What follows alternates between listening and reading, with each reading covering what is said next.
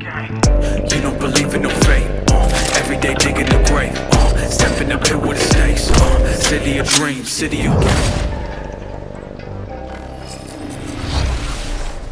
Hello and welcome to Night City Wire Episode 3, the show from us at CD PROJEKT RED where we talk about all things Cyberpunk 2077. In today's episode, we're going to start by taking you on a tour of Night City in a new gameplay video and have a chat with senior level designer Miles. Then we're going to introduce you to the gangs of Night City in another new gameplay video and have a chat with Mateusz from our quest team. Then before we finish today's episode, we're going to give you a look at some of the incredible finalists in our PC case modding contest. And we have some information that PC players have been waiting to hear. So let's get started. It's time to take you on a tour of Night City.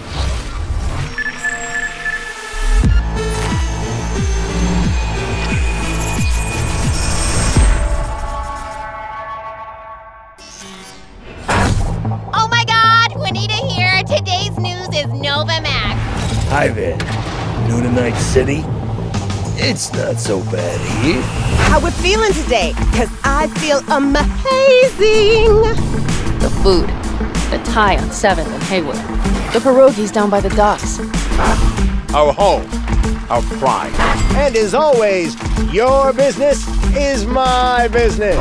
And this is your World News Update.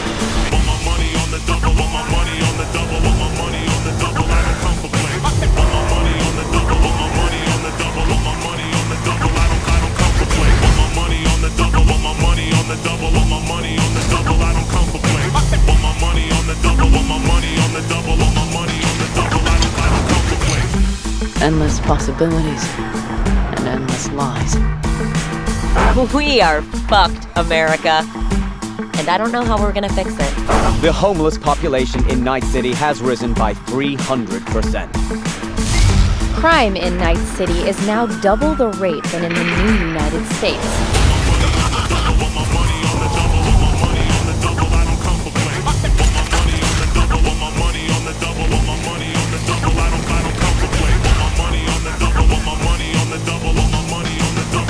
You want to be some kind of hero. But that's a fight this city won't let you win. On your own, you're fucked.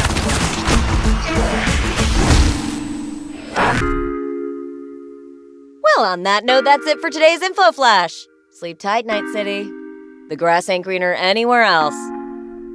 Night City. What does it mean to you? How well do you know its history? Who was Richard Knight? How many stations are in the NCART system? Which city district boasts the best burrito in town? The answers to these questions and more can be found at the address at the bottom of your screen. Check it out and fall in love with Night City all over again. She pulls my trigger, got me up alright. It's a danger play here in Night City.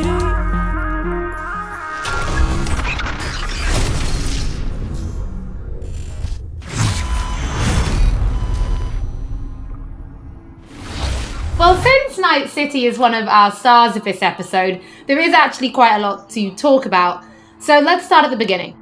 How did Night City come to be? Because yes, it exists in the world of the tabletop, but how do you take that and make what we've got now? Well, yeah, as you can imagine, making a city that is as big and complex as Night City is quite the ambitious project. First off, we sat down and we were really considering what is it that we wanted to do with Night City. In a way, Night City is the star of Cyberpunk, right? It is one of its main characters. We wanted to make a city that is very, very believable, right? I mean, the word immersion gets thrown around a lot, but really, we wanted you to be able to dive into it and feel like this is a real place. And then secondly, we also wanted to provide enough variety between districts so that exploring Night City would always be fun, right? There's no point in making a city that is all same-ish and, it doesn't really matter where you go because once you've been through one district, you feel like you've been through all of them. So for that, we first off started taking a look at the real-life geography that Night City is located on, and that would be on the coast of California. Knowing that Night City would be a coastal city gave us a bit of insight into what we would expect from the city layout. You'd expect the port, you'd expect huge industrial areas that would facilitate this kind of trade that you would assume a city of this type would have with the world. And then we went through and actually divided the city into several districts, 6 of them, and some of them are based on the original lore. We decided to give their own characteristics in terms of architecture, their demographics, the kind of people that would live there, and also the function within the city. Each of these districts in turn we divided into further sub-districts, which we further characterized using the more grand theme of the larger district. This process, I think, has resulted in a city that feels quite alive, has a lot of character, where each district feels like its own distinct zone without feeling separated from the larger picture.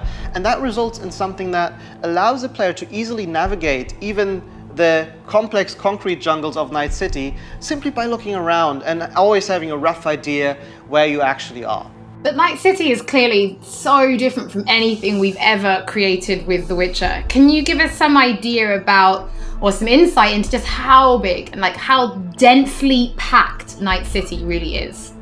Yes, so I'm not exaggerating when I'm saying that Night City is easily the most complex thing that I or the others have worked on. The city is super organic, right? It's not like a chessboard layout, but the layout of the city is crazy, and you can tell that it grew in phases, right? Where buildings have been built on top of each other, and I guess the mega buildings that we have showcased are a great example of this.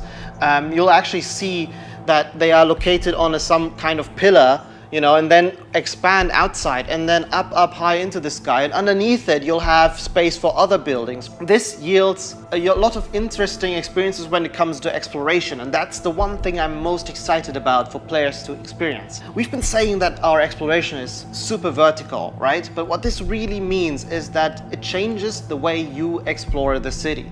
Compared to our previous games, you won't be able to easily set out on a target in the distance, right? You won't be able to say, oh, there's a castle on a hill over there, I'll try to get there, and then you'll be lost on the way. But here it's much more intimate, much more moment to moment. You might be roaming the cities and get a call by your fixer who informs you about a job nearby that you might be able to do, right? Or you find an alleyway and you walk down one of the many alleyways that the city has to offer, and it's always a surprise. You don't know if you might stumble upon some gangers hanging out that are up to no good. Sometimes, and these are the moments that I often get surprised with, you'd even stumble upon the odd elevator that is meant to connect parts of the, different layers of the city. And it's quite astonishing sometimes to see where you come out when you enter one of these and, find that, oh, this is actually how it connects to the world. That's crazy. And now I'm here, and now I know there's a shortcut that I can take. And again, this all serves to really enhance this sense of wonder that we all come to love from open world games, and the whole city is built to cater to that. I mean, you guys have really brought Night City to life, and I really want to make a point of that. It is a living, breathing city. So as a level designer, can you give us some insight into those little touches that you guys have made? Because I hear you guys have even been placing rubbish by hand. Oh yes, we've been placing quite a bit of rubbish, and that's certainly one of the more glorious parts of being a level designer or an environment artist, where you get to litter the streets that you've spent time building with the garbage. But it's details such as this that we find really important to make the city feel alive, and also we take great pride in the process of making this, right? We have a lot of fun actually placing a lot of what we call mini stories, right? These are little encounters that you can find when you simply walk along the streets. Of course, we have huge quests, right? Side quests, we have lots of side activities that you can do, but it always is nice to just kind of stop down for a minute and take a look at your surroundings that we have so lovingly created, and try to see if there maybe isn't something that you can be a little detective for. Now, one other thing that I think is really cool is also the fact that we have actually named every single street in the city. So not only will NPCs be able to communicate their locations or the locations they want you to visit by sort of referring to the street names, but also you will be able to talk to your friends about it in that way, right? Have you been to Poplar Street in Japantown, for example? And I think this is a small detail, but the philosophy that we have with these kind of things is that, you know, many small things contribute to the sum of it, which is hopefully then you being able to explore a city that you feel is truly alive and that you haven't been experiencing before. Well, Miles, thank you so much for giving us your insight. I suppose when the game launches, you could be an official Night City tour guide instead, right? I might be, yeah. You know, if this game dev thing doesn't work out for me, I might retire and become a tour guide in Night City. Don't forget that if you are tuning in late or if you just want to watch anything again, we will be uploading everything to our channels soon. Now, from the 6th Street to the Valentinos, it's time to introduce you to the gangs of Night City.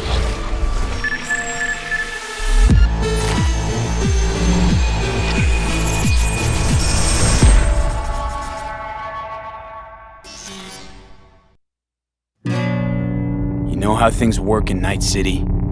The stronger survive, but that's how things stand. You're either somebody or you fizzle out into nothing. Dead Sea ain't a city that lets you get by without buddies. Be very careful, my friend. We are all so far from home. Which gang's the city's biggest and baddest, according to the NCPD? Scavs hold the body count title. Or Maelstrom, depending on the season. One time, a Maelstrom ganger killed a young kid right in front of my eyes for shits and giggles. Chrome-sucking psychos. And who the fuck are you to say what can and can't be? I'm gonna introduce you to our meat grinder. About time we had some fun! Think Maelstrom never forgets? Never! I hate these Borg fuckers. Just a gang like any other, right? I'll take the Valentinos. They follow God and the Santa Madre. Honor means something to them. How'd you meet Jackie? We started out together. In the Valentinos? No, in the fucking Bible book club. I gotta give style points to the Valentinos. They have a punishment for every occasion. Gangster life, puto! Quick shout out to everyone in Haywood and Santo Domingo. Lately, the Valentinos and 6th Street have had a bigger bone to pick. 6th Street. Why'd they want to wipe you? I don't, can't fucking stand Tinos. Fucking scum! I've dealt with 6th Street before. We do the run, they'll transfer the cred. Come on, let's go before 6th Street shows up. Shot! Any more Second Amendment fans in the house, huh? Hate those bastards. Vomit lofty patriotic bullshit all day. Time to bring on the future. Any idea how many attacks from behind the Black Wall we neutralized? If the Voodoo Boys breach the Black Wall, we'll all be fucked. Voodoo Boys? Urban myth, I thought. Just net runners spooking each other. No such gang. You know, I heard a few things about you. The Voodoo Boys, best runners in town. You do not steal from the Voodoo Boys. I see you, always. For them, Pacifica's just Haiti 2.0. Their own island, cut off from the rest of the city. This is our turf, our home. Until last week, the animals crawled in. Animals are the craziest fucking gang in the city. Breaker stall! Animals aren't the play here, are they? They're hired muscle. Someone else needed them. I fucked you over, you fucked the gang over. Somewhere at the start of the story, somebody fucked the corp. See how this works now? My husband's new Westbrook. Very high in the tiger claws. They did what made the best eddies. Sold sex and black market tech. See a lot of tigers. They run this place. Know what else they do well? Break the knees of people who ask questions. Gotta do something! Shut the fuck up! The tigers will kill us. Come on, baby. Tiger claws killed one girl too many, so people took matters into their own hands. Folk went ballistic. Girls, pimps, outcasts, the whole freak show. It's how the Mox got started. Think you're some kind of gangoon now, huh? Us Moxes have each other's back. We look out for one another. You looking for some company tonight? How'd you hook up with the Mox? I thought Susie and the gang could really change something in this city. Moxes and nomads don't seem so different. Both seem to yammer a lot about community, solidarity. Tell me about the Badlands. Not much going on out here, huh? Au contraire. This is an ecosystem. Nomads, Raft and Shiv, corporations, and drifters, they form a complete whole. Remove one part, the delicate balance topples. Here in the Aldecaldos, it all stays in the family. Classic dilemma. What comes first, family or the outside world? This family will go to hell and back. Everyone in this city lives in their own bubble, and either you fly high or sink into quicksand.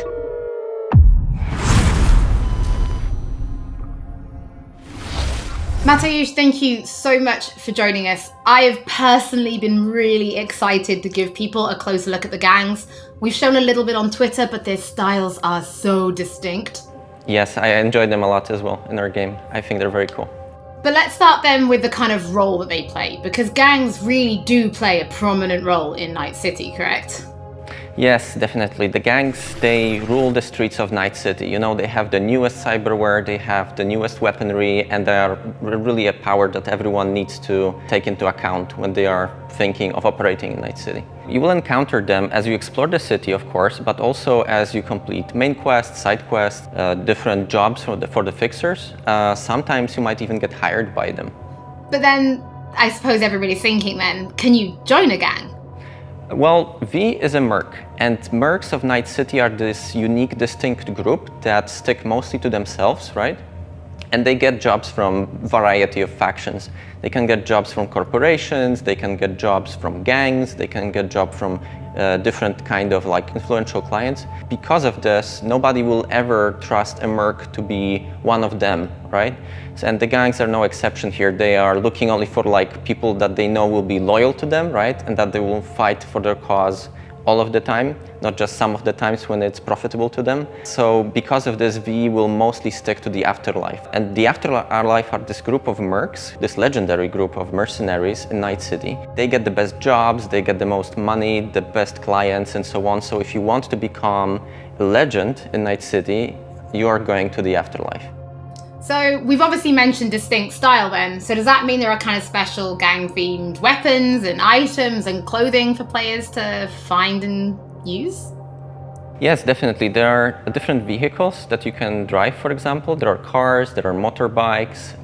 Then, of course, there are different pieces of clothing themed after gangs. There are weapons and so on. So yeah, definitely there are things to look forward to. I suppose as somebody who's spent as much time as you have kind of getting to know the gangs, I have to ask, which is your favorite and why? So I would have to say probably Maelstrom, simply because they have this unique, distinct feel and this weird aesthetic about them. So the idea about Maelstrom is they are people who want to cross the boundary between the machine and human, right? They are changing so much of their body with cyberware that they no longer look human, really. On top of that, they are also very unpredictable. It's very difficult to say what they will do at any point when you meet them. At one moment, they can be shaking hands with you, and at the other moment, you know, they will pull gun out on you, and they bring in this element of chaos into the game, which I really enjoy personally. Oh, Matty, thank you so much for joining us. It's always interesting to learn what your favorite gang is. I think it kind of tells me a little bit about you. Oh, does it?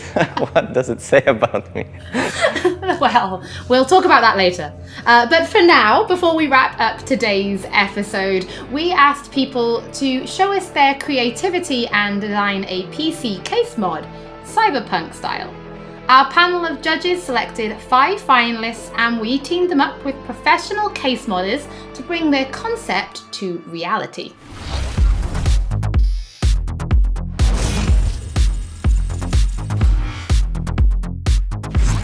These 5 amazing designs will be fighting for the main prize, an Alienware Aurora PC along with other awesome gaming peripherals, brought to you by our partners Alienware, Nvidia, and SteelSeries. Let's see the mods. I absolutely loved this one. The whole aesthetic works with each other. Absolutely next level. Honestly, kind of terrifying.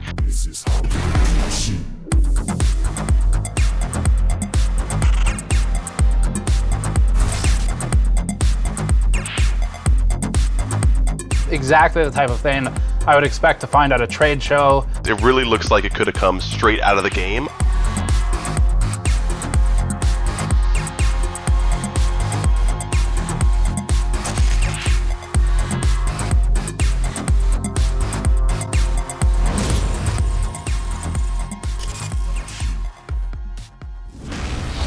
watch the full PC case modding video and to get more information about when the winning design will be available on charity auction, stay tuned to our social media channels.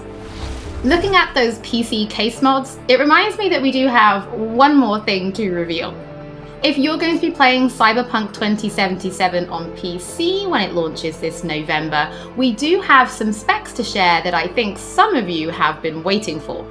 The minimum system requirements for Cyberpunk are a Windows 7 or 10 PC, an Intel Core i5 3570K or AMD FX 8310, 8 gigs of RAM, and an NVIDIA GeForce GTX 780 or an AMD Radeon RX 470. In the storage department, the game will take up roughly 70 gigs of space, and although it will run off a HDD, we do recommend an SSD. As for the recommended specs, you're in the green if you're rocking Windows 10, an Intel Core i7 4790 or AMD Ryzen 3 3200G, 12 gigs of RAM, and an NVIDIA GeForce GTX 1060 or AMD Radeon R9 Fury. Thank you so much for joining us for episode 3 of Night City Wire. Don't forget that if you've missed anything or if you just want to watch again, we will be uploading everything to our channels shortly, and we will be back soon with episode 4.